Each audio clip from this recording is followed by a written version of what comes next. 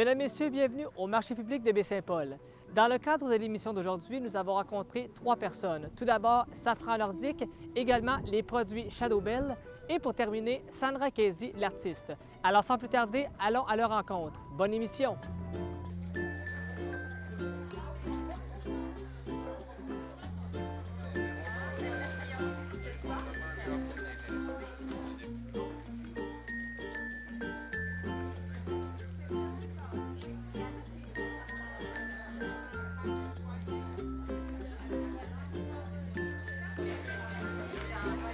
Alors, je suis Geneviève Tremblay, bonjour, Bonjour. de Safran Nordique Oui. Charlevoix. Safran Nordique à Clermont, dans Charlevoix, oui. Un nouveau produit, c'est pas un produit qu'on a l'habitude de voir ici dans Charlevoix. Non, ça ne fait pas partie de notre culture non plus au Québec d'avoir le safran. Par contre, le safran est en émergence, dans le fond, innovante depuis 2012 au Québec. La première ferme de safran s'est établie au Québec en 2012. Nous, on a commencé notre formation en 2016. Et puis, petit à petit, l'oiseau fait son nid, donc on a grandi tranquillement. Qu'est-ce qui fait qu'on s'intéresse à la culture de safran?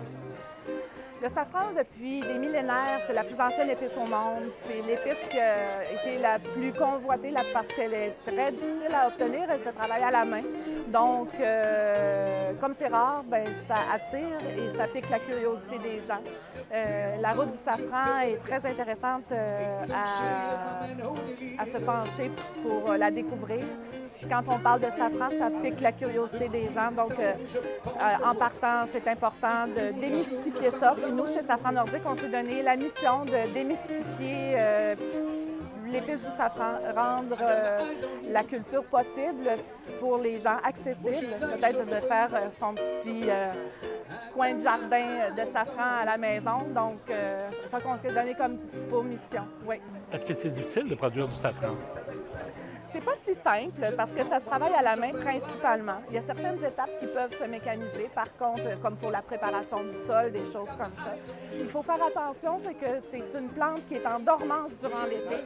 Ici, l'été, bien, on a les étés chauds, mais ça prend un été chaud et sec. Il faut toujours garder en mémoire que dans les pays comme au Maroc ou en Espagne ou en Iran, il fait chaud l'été, et puis après ça, bien,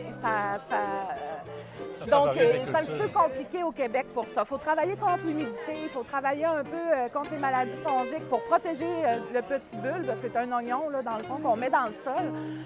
Puis, durant l'été, il y a besoin de chaleur et de sécheresse pour un bon 60 jours. Donc, nous, on met des serres par-dessus parce qu'on a un sol qui est argileux, limoneux chez nous. Et puis, donc, notre principal défi, c'est de contrer l'humidité. Mais ça va bien. On fait des bons résultats. D'une année à l'autre, on s'améliore. On doit se battre un petit peu contre la nature, dans le fond. Un petit peu. Mais le safran, il faut savoir qu'il y a toujours besoin de l'intervention de l'homme pour pouvoir bien s'intégrer, peu importe l'endroit où il est, que ce soit au Maroc, que ce soit en Espagne, que ce soit au Cachemire, en Inde, en France. Au Québec, il faut avoir l'intervention de l'homme pour pouvoir préserver sa safranière. Et puis, pour pouvoir s'assurer qu'elle n'étouffe pas et puis qu'elle ne meure pas par des maladies qui pourraient l'attaquer. C'est une plante qui se multiplie par le sol. C'est un bulbe qui se multiplie dans le sol. Ça ne sera pas l'abeille qui va pouvoir la faire se multiplier. C'est quoi la partie de la fleur à ce moment-là qu'on récolte? On va récolter les fleurs pour commencer dans un bac. Puis ensuite, on va défaire la fleur, émonder la fleur pour aller récolter le pistil. C'est un pistil qui a comme 3 stigmates, on va dire. Et puis, ça en prend de 150 à 200 fleurs pour faire 1 gramme de safran sec. Donc, nous, l'an passé, on a eu la chance de récolter près de 18 000 fleurs qui nous ont donné 108 grammes de safran pour une moyenne de 169 fleurs. Pourquoi je sais tout ça? C'est qu'on les compte au moment de la cueillette. Puis on est capable d'établir des statistiques de production pour savoir aussi notre rendement puis vérifier si nos tests ont réussi. Alors, ça doit être fait à la main, j'imagine, parce que c'est très fragile. Oui, c'est à la main. Oui, c'est fragile. Puis il faut... le gage de qualité, bien, c'est de préserver que le pistil soit tous les 3 stigmates ensemble le plus possible. Et quels sont vos produits à ce moment-là que vous allez faire à partir de ça? L'épice du safran, bien, nous, on a des produits dérivés, bien sûr, mais on l'intègre dans des produits sucrés, principalement comme un caramel à l'érable. On a un sirop au safran, qui est un sucre de canne biologique qui est cuit comme un sirop d'érable, mais qu'on va intégrer l'épice dedans. Donc, pour apprendre à intégrer les bienfaits de l'épice dans notre alimentation, on va pouvoir utiliser ce sirop-là comme un condiment en cuisine, autant dans les recettes sucrées que salées. Et puis, on a un vinaigre balsamique, 15 ans d'âge, infusé avec le safran, qui est très intéressant au niveau des saumons fumés, tout ce qui est viande fumée, qui peut être intéressant aussi dans les salades, les vinaigrettes, même sur de la crème glacée au niveau des Italiens, sur des fraises. Donc, nos produits, on essaie de les rendre accessibles dans des produits que les gens du Québec connaissent pour pouvoir démontrer que le safran peut s'intégrer dans notre alimentation. Le safran, ça s'apparente à quoi comme goût? Quelqu'un qui ne connaît pas ça, qui n'a aucune idée là, à quoi ça peut ressembler? Le rôle, je veux plus parler du rôle du safran dans une recette. Le safran va avoir un rôle de pousser les saveurs, d'harmoniser les saveurs. On dit qu'il sublime les saveurs. Donc, si on en a en bouche, ça devient que juste meilleur. Notre recette préférée va juste être plus savoureuse, meilleure. Et puis, ça amène une belle couleur jaune aussi. Si on met des lunettes de soleil qui sont jaunes, bien, toutes les couleurs sont super belles. Hein? Bien, donc, ça va donner un air de jeunesse, ensoleiller notre repas. Donc, si on le met dans un riz, le riz va être jaune. Si on le met dans une salade de fruits, ça va donner un air de jeunesse. Ça va donner du punch avec quoi qui va l'accompagner? Oui, absolument, absolument, oui. Et qu'est-ce qui fait que le produit est aussi recherché que ça? C'est sa rareté, c'est quoi? Bien, le fait que c'est rare, c'est que ça se travaille à la main. Hein? Moi, je dis souvent, il y a des dames qui font, des personnes qui font des métiers d'art, mais c'est un métier d'art de faire le safran parce que c'est comme un peu tricoté. Hein? C'est des choses qui se font à la main. On peut mécaniser peu le tricot. Il y a des manières de le faire, oui. Donc, c'est ce qui amène sa rareté, puis c'est ce qui fait que, je pense, la rareté crée un engouement aussi. Et puis, vous savez qu'il se vend plus de safran dans le monde qui s'en produit, hein? Parce que, malheureusement, parce que ça vaut cher, bien, il y a beaucoup de contrefaçons qui arrivent à ce moment-là, oui. Quand on dit ça vaut cher, ça peut ressembler à quoi, la gamme des produits? Tu peux jouer entre quoi? Bien, nous, quand on dit ça vaut cher, on parle que c'est plus cher que l'or. On se compare la valeur du prix là, mondialement. Un produit qui est très recherché. C'est recherché. Pour les gens qui connaissent et qui savent, ça n'a pas de prix. Parce que les gens, comme si je rencontre des Marocains, si je rencontre des Iraniens, des Espagnols, des Français, ils savent à quel point c'est important, puis le rôle du safran en cuisine. Donc, on peut se l'approprier, puis on peut être curieux, puis apprendre à le découvrir. Pas qu'il reste dans l'armoire. T'sais, moi, je trouve ça important. C'est un petit bijou qu'on intérêt à donne. découvrir. Oui, c'est un intérêt à le découvrir, puis mais c'est une nouvelle approche. C'est une approche qui est lente, hein? Parce que le safran, il faut l'infuser. Il faut lui donner le temps de s'exprimer, puis il ne faut pas trop le cuire non plus. Donc, c'est pas quelque chose comme du sel ou du poivre qu'on rajoute, là. C'est un autre mode de vie. L'huile essentielle, le côté aromatique est difficile à préserver dans le repas parce que ça se cuit peu, puis c'est l'huile qui est le plus dur à conserver. Mais il va bien s'exprimer le côté aromatique avec les fruits de mer plus. Il va s'exprimer aussi avec plus quand on l'intègre vers la fin de la cuisson. Oui. C'est plus une huile à ce moment-là qui va aromatiser plutôt qu'une huile pour la cuisson. Quand on parle d'huile, parce que souvent les gens regardent le sirop, vont dire une huile au safran. Le safran est insoluble dans l'huile. Donc nous, on ne peut pas extraire l'huile essentielle du safran dans l'huile, à moins de prendre un procédé plus compliqué. Mais simplement, on va l'infuser soit dans du lait, la crème, du vin, de l'eau, du jus, l'œuf, mais pour lui laisser s'exprimer en le réhydratant. Et puis, ça prend quelques heures, hein, réhydrater ça. Donc, si vous mettez votre safran et que ça devient jaune tout de suite, c'est probablement de la teinture ou quelque chose d'autre. Il va s'exprimer tranquillement. Fait qu'on dit qu'une portion de safran va pouvoir colorer 100 000 parties d'eau. Donc, ça va aller... c'est puissant, oui.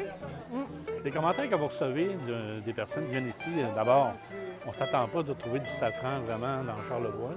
C'est quand même rare. Oui, c'est rare. C'est quoi les commentaires que vous recevez des personnes qui voient vos produits? Bien, les gens nous félicitent pour notre audace. Les gens sont curieux, sont sceptiques aussi de voir que ça puisse être possible. Nous, on appuie beaucoup nos dires par des photos,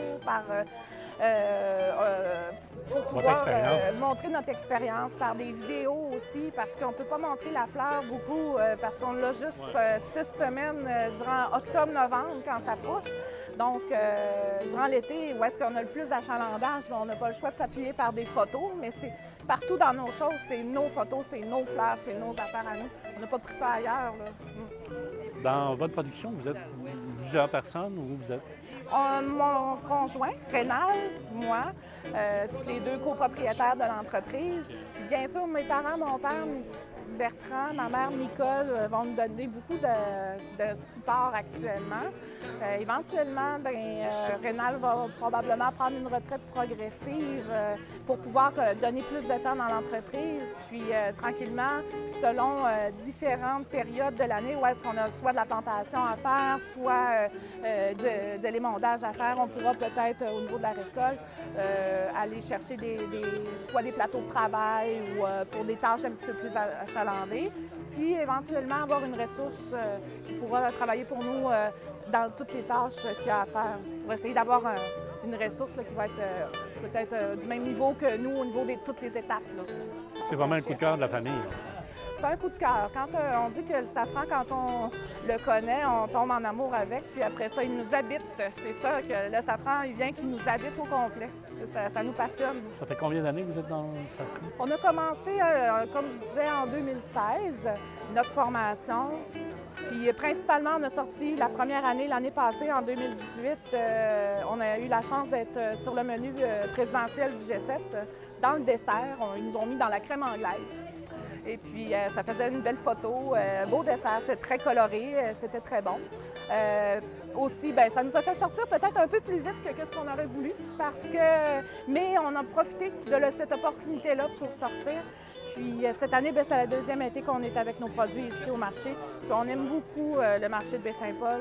On aime beaucoup le contact avec la clientèle. Cette année, on est à Baie-Saint-Paul, on est à la Malbaie aussi. Pas toutes les fins de semaine. On est à Sainte-Foy. Puis marché de la coopérative, du marché public de Sainte-Foy que ça s'appelle, quelques fins de semaine aussi. Puis tranquillement, on veut commencer à ouvrir à la Safranière, sur réservation, les samedis et dimanches. Là. Il y a possibilité, si les gens nous appellent, de réserver pour dire, bon ben oui, OK, on va s'engager à être là, pour pouvoir venir voir. Se donner une idée, ça ressemble quoi, là, une safranière? C'est sur quelle superficie qu'on fait ça? Puis comment... essayer de mettre un peu plus de concret. Ça en image. Oui, oui, absolument. On invite la population à venir voir ici, au marché public à Baie-Saint-Paul. Bien oui, venez nous voir ici, là, on va vous expliquer vraiment ça. des beaux produits, puis vous allez vous régaler. Merci. Merci, Geneviève.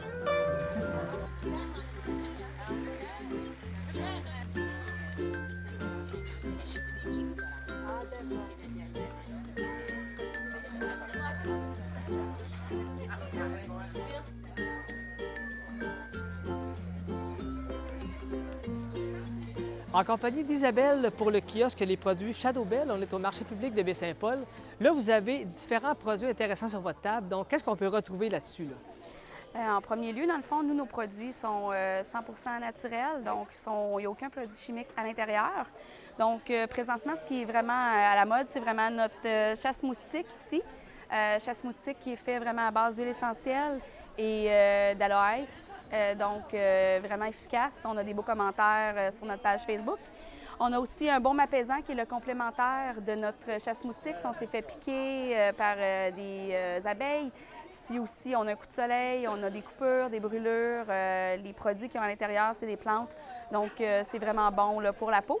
On a aussi une gamme produits pour le corps, donc shampoing en barre, la nouvelle mode zéro plastique, puis pas de déchets. La seule chose qui l'emballage, dans le fond, c'est le produit, une petite boîte. Donc, la boîte se met au recyclage quand on a terminé. Donc, aussi les savons. Ce qui est particulier, dans le fond, de nos produits, c'est vraiment qu'il n'y a aucun produit chimique et aucune odeur. Donc, on sait qu'habituellement, les produits, c'est vendeur quand il y a des odeurs parce que les gens veulent vraiment les odeurs parce que ça sent bon. Mais nous, on va vraiment rechercher la propriété de l'argile. Donc, on a un savon... Donc, c'est un peu style écologique également. Là. J'entends les commentaires. Là, c'est vraiment... c'est un peu le concept aussi qu'on a. Là. Oui, dans le fond, nous, on essaie de réduire notre consommation de plastique, puis vraiment d'aller au plus écologique possible. Dans le fond, nos produits, si on retourne les emballages de plastique, parce qu'on a 2 produits qui ont un emballage de plastique, on va vraiment avoir un rabais sur le produit. Puis on a aussi, ce que j'ai pas parlé, une gamme pour produits animaliers. Oui, on entend rarement ça. Donc, comment c'est venu, ça, cette crainte-là d'aller vers les animaux aussi, de faire des produits pour eux? Bien, dans le fond, nous, moi, j'ai un chien. Ma collègue et son conjoint qui appartient à la compagnie a aussi un chien. Donc, on voulait vraiment les aider puis aller dans le naturel. Donc, c'est ce qu'on a fait. Dans le fond, on a une pommade pour les coussins de pattes de chien. Puis c'est pour soit l'été, la chaleur, parce que c'est pas bon, puis l'hiver, le sel et le froid. On a aussi des shampoings. Shampoing à la lavande. La lavande repousse les puces et les tiques. Puis on a aussi un shampoing complètement naturel. Ça va aider les animaux qui ont un poil, un pelage blanc à le blanchir. Tantôt, vous avez parlé qu'il y avait un produit particulier pour les piqûres d'abeilles. Donc ça, ce produit-là, est-ce que ça soigne la peau? Est-ce que dans le fond, ça peut remplacer un épipène? Comment ça fonctionne? Non, c'est pas pour remplacer, c'est vraiment pour soigner la piqûre ou la brûlure ou la coupure. C'est fait à base de produits naturels, donc racines de guimauve, fleurs de souci, de la fleur de calendule. Donc ça va vraiment apaiser suite là, à une piqûre ou à une brûlure, à une coupure. Il y a des gens aussi qui l'utilisent pour leurs talons craqués, donc pour vraiment guérir leurs petits bobos. Et là, rapidement, je pense que j'aperçois un peu des brosses à dents, là, ça aussi sur le kiosque. Oui. Ça aussi, c'est un produit particulier qu'on ne retrouve pas tous les jours là-dedans. Oui, dans le fond, nous, c'est pour être complémentaire à nos pochettes pour mettre les brosses à dents ou les ustensiles en bambou. Ça, c'est pas vraiment nous, par contre, qui a pensé. C'est une compagnie de la région d'où on vient, de Gatineau. Oui. Puis, c'est Ola Bambou. Donc, c'est vraiment un produit complémentaire à un autre de nos produits qu'on offre à notre kiosque.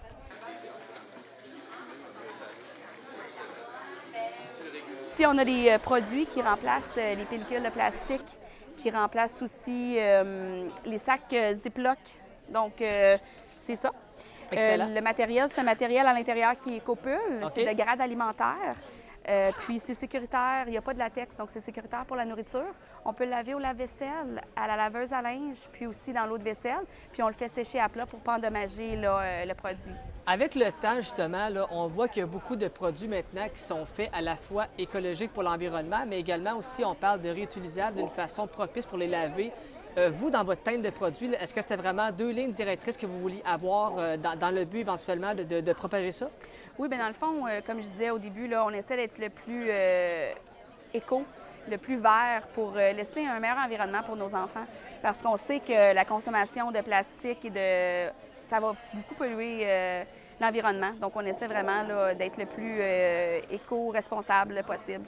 Et là, je pense que vous êtes un peu en expansion, de ce que j'ai compris. Là, je pense qu'il y a un partenariat avec la Ville de Montréal. Est-ce que c'est ça qui se trame? Dans le fond, c'est la personne qui s'occupe, qui fait les produits, dans le fond, les sacs éco-responsables, les couvre-bols, vient de Montréal. Donc, c'est la compagnie Création Écoval. Elle est implantée à Sainte-Sophie. Puis, c'est ça, on fait aussi beaucoup de marchés. On va faire une grosse foire au mois de septembre, la foire Écosphère à Montréal. On va en faire une aussi à Magog. On va être ici à Gatineau pour le festival Montgolfière de Gatineau, où on attend là, habituellement 200 000 personnes. Donc, on est vraiment une compagnie en pleine expansion. On est établi là, vraiment depuis 1 an. Puis, c'est ça, c'est moi et mes 2 amis, Chantal, Dominique et moi-même, Isabelle, d'où le nom Shadow Belle. Oui. Donc, on essaie d'être un petit peu original avec notre nom. Parce que là même, vous semblez être une petite équipe, de ce que j'ai pu comprendre, mais tu sais, pour choisir les couleurs, les designs, les matériaux, veut pas, on parle de beaucoup de temps quand même pour tout préparer ça, là. Oui, bien, comme je disais, par contre, pour la portion sac écologique et wet bag et compagnie, c'est vraiment Valérie Chartrand, c'est Création Écoval. Pour nos produits, à nous, c'est vraiment, oui, on est 3. On est 3 personnes, puis on fait des longues soirées, des longs week-ends, parce qu'on est toujours dans les marchés à toutes les fins de semaine. Oui. Donc, à tous les week-ends, on vient à la Malbaie, à Baie-Saint-Paul. On a aussi, là, on fait vraiment, on va au Bergeron dans le temps là, de l'Action de grâce, je crois. On fait vraiment toutes les régions du Québec. Et ça, les produits qu'on a ici, c'est autant pour femmes que pour les hommes? Absolument, vraiment, là, du bébé jusqu'à la personne un peu plus âgée. Les personnes âgées, dans le fond, ont tous des besoins, dans le fond. Oui, Donc, oui. comme je disais, là, différentes argiles, différentes propriétés. Puis on va aider le plus de monde possible avec les argiles parce que justement, les argiles, comme c'est naturel, ça va aider certains problèmes de peau que les gens peuvent avoir, dans le fond. Et là, pour vous, là, est-ce que vous avez des nouveaux produits en développement? Quelle est la structure là, qui s'en vient pour vous? Absolument. Par contre, je crois pas que je peux vraiment parler. C'est sûr qu'on a des nouveaux produits là, à vérifier là, dans les semaines qui suivent. Là, on a de l'expansion. On est vraiment en pleine expansion. Donc, oui, à tous les... mon Dieu, je peux pas dire de laps de temps. Par contre, au courant de l'été, vous risquez de voir des nouveaux produits sur notre table, à notre kiosque, ici à la Malbaie, ici, excusez-moi, à Baie-Saint-Paul et à Malbaie. OK. Alors, si les gens veulent suivre vos produits, on parle de courriel, de Facebook. Quels sont vos liens là-dessus? On a une page Facebook, donc qui est gérée par moi, principalement. Puis, j'ai aussi, comme je disais, mes deux collègues. Puis, on a aussi une page Etsy. Donc, la page s'appelle, sur Etsy, c'est Shadowbell. OK. Puis, sur Facebook, c'est Produits Shadowbell. Donc, c'est sûr que notre page Etsy est vraiment en construction, donc il n'y a pas tous les produits qui sont dessus. Mais si on continue de vérifier, là, on pourra là, voir de plus en plus nos produits à l'intérieur. Puis aussi, sur notre page Facebook, on a des concours. Si on fait un petit j'aime, on a des concours, des promotions. Donc, il faut nous suivre pour en profiter. Excellent. Le classique j'aime, hein? Dans tous les concours, c'est la base pour suivre ça. Absolument. Excellent. Isabelle, pour les produits Shadowbell, merci beaucoup et on vous souhaite un beau marché public. Merci à vous. Bonne journée.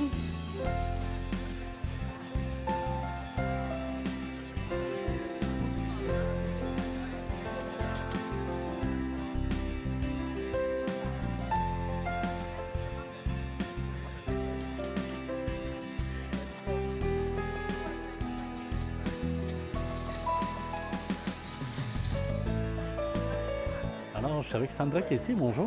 Bonjour. On est ici au marché public. Alors, vous êtes un artisan. Dans le fond, vous êtes un artiste un peu multidisciplinaire. Oui, Si effectivement. on regarde l'ensemble de vos produits, vous faites de la peinture sur de la poterie. Oui. Parlez-moi un petit peu. En fait, je suis peintre depuis l'adolescence. Je suis artiste professionnelle depuis 2009 et habituellement, c'est plus sur toile que je peignais. Et là, j'ai eu l'idée l'année dernière de créer des produits souvenirs parce que je me suis rendu compte qu'il y avait de la demande dans la région et dans les régions, en fait. Puis, je me suis mis à essayer ça, de peindre les paysages, la faune et la flore du Québec pour mettre en valeur les régions. Sur la poterie. Sur la poterie. Étant Pourquoi on donné- choisit la poterie?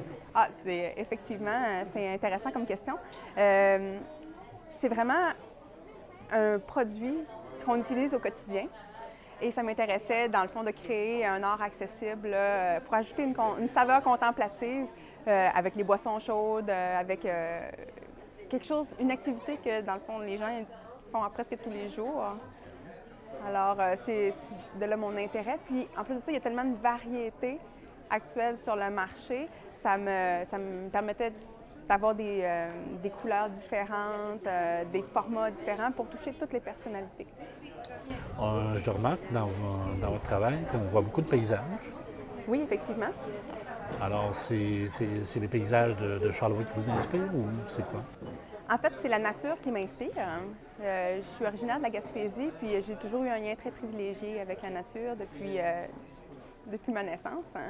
Alors, les paysages actuellement que je mets en valeur sont principalement Charlevoix, mais il y a aussi la Côte-Nord, parce que j'ai habité là quand même 5 ans, à Tadoussac, puis le Saguenay, là, sous peu, que je privilégie. Alors, c'est les 3 régions.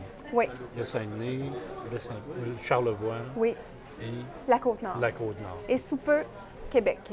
OK. Ça va être pour bientôt. Je suis assez centrale, en fait, je suis à Baie-Saint-Paul, alors je peux réussir à parcourir tous ces lieux-là.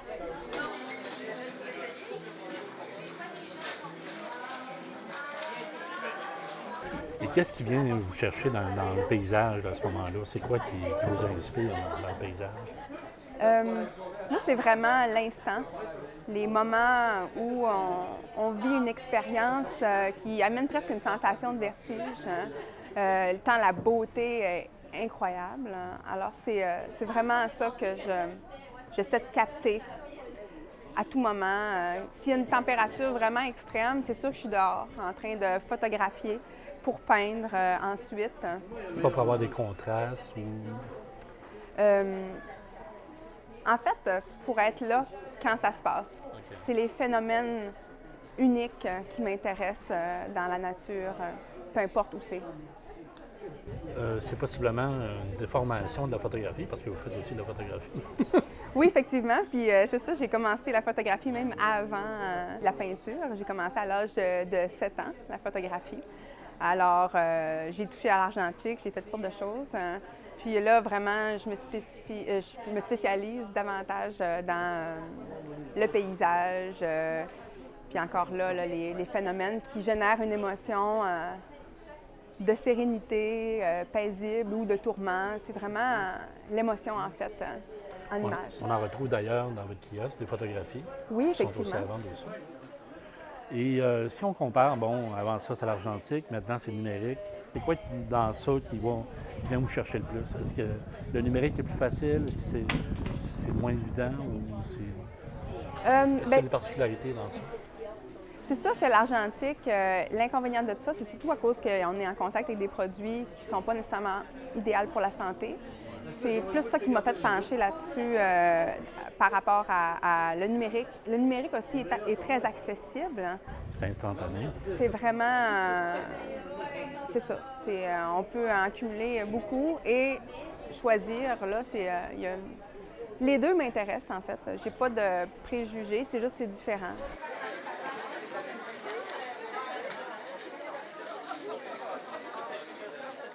Vous faites des toiles aussi? Oui, effectivement. Je vais en avoir bientôt, d'ailleurs, de nombreux formats différents. J'en ai déjà vendu là, dans quelques boutiques de la région de petits formats différents. J'ai créé des petits tableaux avec des aimants pour encore là, avoir un produit souvenir qui se transporte bien. Ensuite, qu'est-ce que vous avez dans vos produits? Qu'est-ce qu'on trouve? Il y a beaucoup de dérivés de mes photographies. Vous avez bien sûr les photographies encadrées, que les cadres, je les modifie aussi. Je dessine, je crée des reliefs là, dans les cadres. Puis, j'ai créé des calendriers, des cartes postales, des cartes de souhait, vraiment avec un petit titre qui peut suggérer des états d'âme. Je fais aussi des cartes postales là, pour créer des produits accessibles pour tous les prix, pour tous les goûts. Puis, c'est tout imprimé ici à Baie-Saint-Paul. Est-ce que vous avez des expositions en galerie, des tableaux en galerie? En galerie, pas présentement. En fait, je privilégie davantage des lieux qui sont plus très passants pour que ce soit un peu monsieur, madame, tout le monde qui puisse accéder à ce type d'art-là. Mais les galeries, ça peut être quand même intéressant. Je vends des tableaux là, de très grand format à des prix qui frôlent les galeries là, dans ce sens-là, mais c'est pas ça que je privilégie actuellement. Parce que là, ici, on a des petits tableaux, il y a des formats beaucoup plus grands que ça. Oui. En fait, je suis artiste professionnelle, comme je le mentionnais tout à l'heure, depuis 2009. Moi, je suis allée jusqu'à la maîtrise. Fait que des tableaux de 10 pieds, j'en ai. Ils sont chez moi, il y en a de... C'est moins facile à transporter. Sinon, c'est sur toile, qui est vraiment... C'est pas monté, c'est des toiles suspendues. Alors, j'ai vraiment une démarche artistique en art contemporain, parallèlement à ça. Malgré que ça va finir par s'entrecroiser, là, ça finit par être de l'art contemporain. Malgré tout, c'est quand même moi qui le crée. Sauf que j'avais une démarche vraiment parallèle à ça. Que oui, effectivement, je peux être dans les centres d'artistes, je peux être dans les musées, je peux être dans les galeries d'art. À ce moment-là, est-ce qu'on trouve plus du figuratif ou quand du contemporain, est-ce qu'il y a de l'abstrait aussi ou c'est plus? C'est une fusion des deux. C'est une fusion des deux? C'est une fusion du... on dirait que le fond et la forme, ça finit toujours par s'amalgamer ensemble.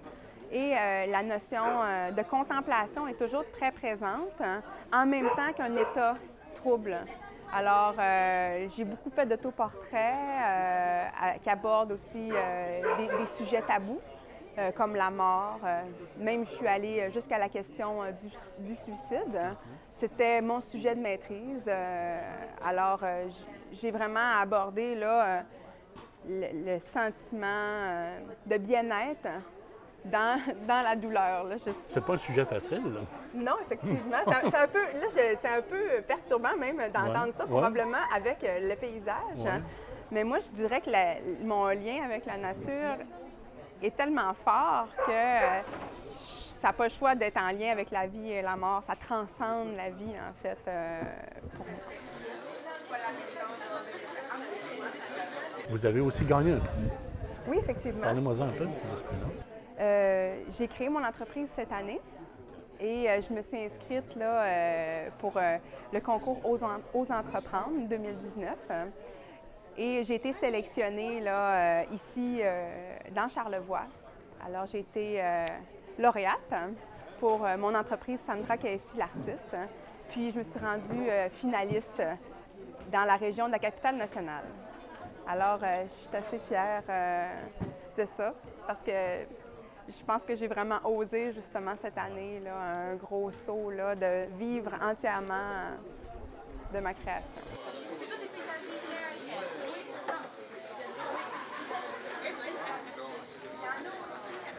On trouve ici vos produits au marché public. Est-ce qu'on trouve vos produits à d'autres endroits? Oui, effectivement, ça s'en vient de plus en plus. Vous allez en avoir dans les 3 régions. Présentement, à Baie-Saint-Paul, il y a des dessins qui sont en produits exclusifs au Musée d'art contemporain, à la boutique. Vous avez aussi des produits chez Urbain. Ensuite, à la librairie de Baie-Saint-Paul, vous avez de mes calendriers, mes signets. J'ai oublié de mentionner ça, je faisais des signets, d'ailleurs, qui est peu banal parce que j'associe un bois de la région. Par exemple, les signets de Charlevoix, c'est du bois de l'île aux Coudres. Le signet du Saguenay, c'est de Baie-Sainte-Marguerite, de la Côte-Nord, de Tadoussac. Alors, C'est vraiment une signature personnelle. oui, c'est ça. Puis ça permet des gens d'apporter un petit bout de pays avec eux. Alors, ça touche leur besoin de ramener de la nature. Alors, on invite la population à venir voir vos produits ici, au marché public. Oui, c'est ça. Au marché public de Baie-Saint-Paul, toute la saison. Il va y avoir aussi à la Malbaie, que je suis là à tous les samedis aussi. J'ai des produits à la Malbaie, dans la boutique La Fleuriste qu'il y a dans le centre d'achat, et ainsi que la Bigarure. Puis à l'hôtel Tadoussac, à Tadoussac, et à Archéo Topo, à Bergeronne. Puis j'ai commencé à tester des produits aussi à Chicoutimi, là. Alors ça, c'est à venir. En développement. Oui. Sandra, merci. Ça fait plaisir. Bon marché. Merci à vous. Merci.